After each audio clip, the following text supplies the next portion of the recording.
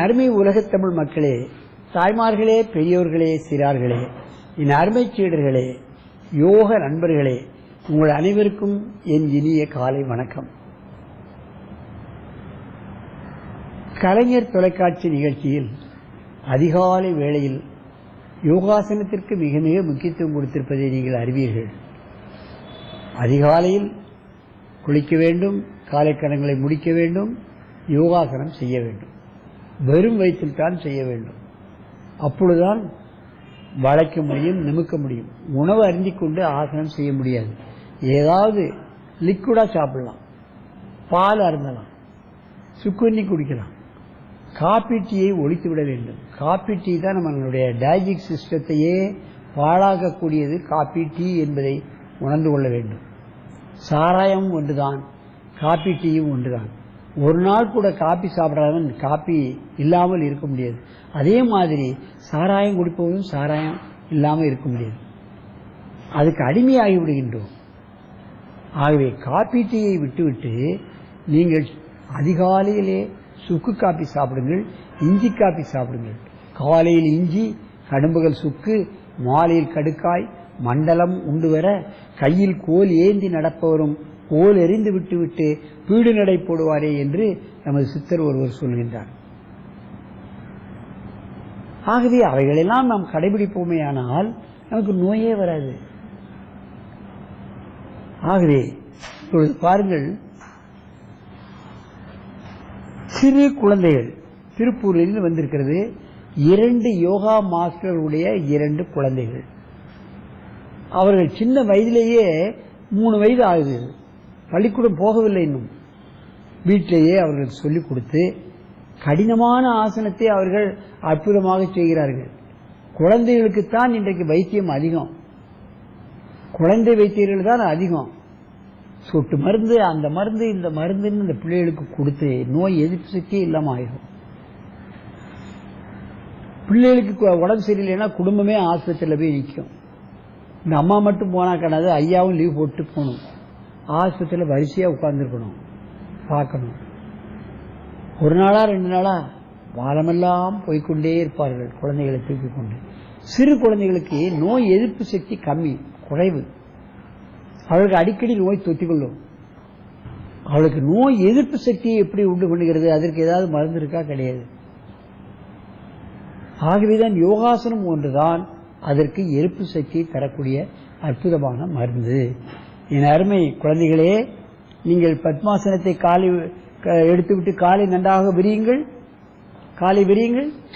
அங்க பாரு, காலை விரி, காலை விரியுங்கள். நன்றாக விரிக்கணும். படுங்க, அப்படியே முன்னால படுங்க. காலை பிடிச்சுக்கிடுங்க. தலை நேர வைங்க.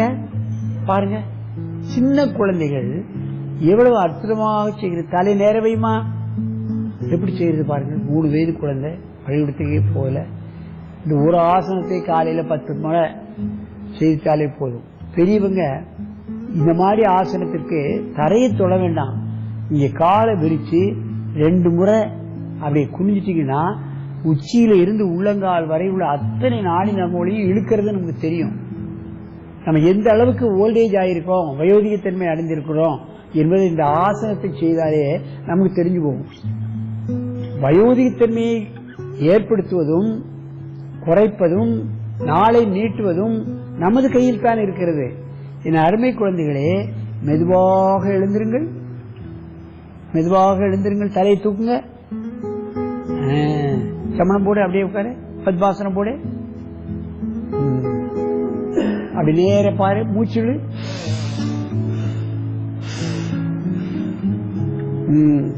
மீண்டும் ஒரு முறை காலை விரிங்க.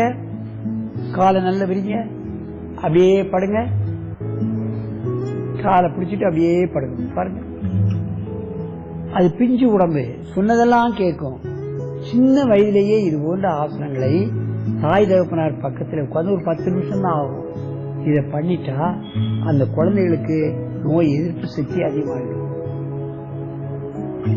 டாக்டர்கிட்ட போக வேண்டிய அவசியமே ஏற்படாது. காலையிலையும் சாயங்காலமும் ஒரு 5 நிமிஷம் முதல்ல பிள்ளைகளை போட்டு தரையில் அமைக்கிடக்கூடாது. முடிஞ்ச அளவு செய்யணும். வலி வந்துட்டுன்னா வராது பிள்ளைகள் நம்ம கைவசம். முதல்ல கொஞ்சமா வளைச்சு நல்லா பண்ற, முழுமையா பண்ற, வெரி குட் அப்படின்னு என்கரேஜ் பண்ணி விட்டுறணும். மெதுவா தலையை தூக்கு, அப்படியே ஒருவருக்கு ஒரு நேரே பாரு, அப்படியே திரும்பு, திரும்பு, அவனை பாரு. இப்ப காலை விரி, 2 பேர் காலை விரிங்க, நல்லா விரிக்கணும். அப்படியே படு படு படு, அப்படியே படுமா, நல்லா பண்றீங்க, படுங்க. காலையை நல்லா மேல தூக்கி வைக்கணும். அப்படி வை, காலை பிடிச்சோம் பாருங்க. சின்ன குழந்தைகள் சொல்றதெல்லாம் கேட்க, பெரியவங்க தான் கேட்க மாட்டாங்க. ஆசனம் செய்யணும் செய்ய மாட்டாங்க. நான் கிரிக்கெட் விளையாட போறேன், பேட்மிண்டன் விளையாட போறேன், அது ஒரு ஸ்டைல். எந்த பிரயோஜனம் கிடையாது, வேஸ்ட் ஆஃப் டைம். இங்க இருந்து போகணும், கிரவுண்டுக்கு போகணும், பார்ட்னர் வேணும். அது இல்லாம கிரிக்கெட்லாம் விளையாட முடியாது. மெதுவா எழுந்துருங்க, நல்ல மூச்சுகள், திரும்ப மெதுவா படுங்க, மீண்டும் படுங்கள்.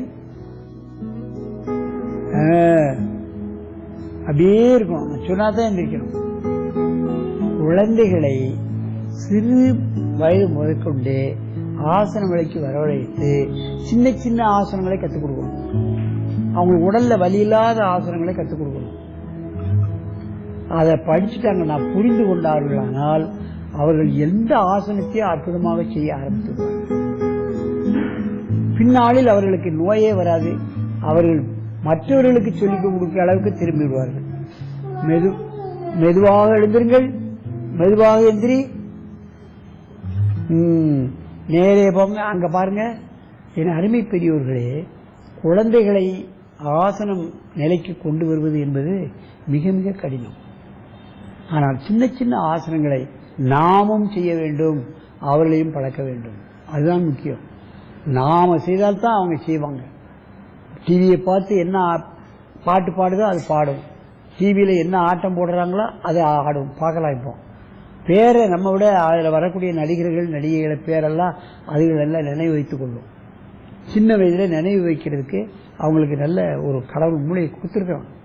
ஆகவேதான் சின்ன வயதிலேயே இந்த யோகாசனங்களை அவர்கள் கற்றுக் கொடுத்து டாக்டரிடம் செல்லாத ஒரு முறையை நாம் கைக்கொள்ள வேண்டும்.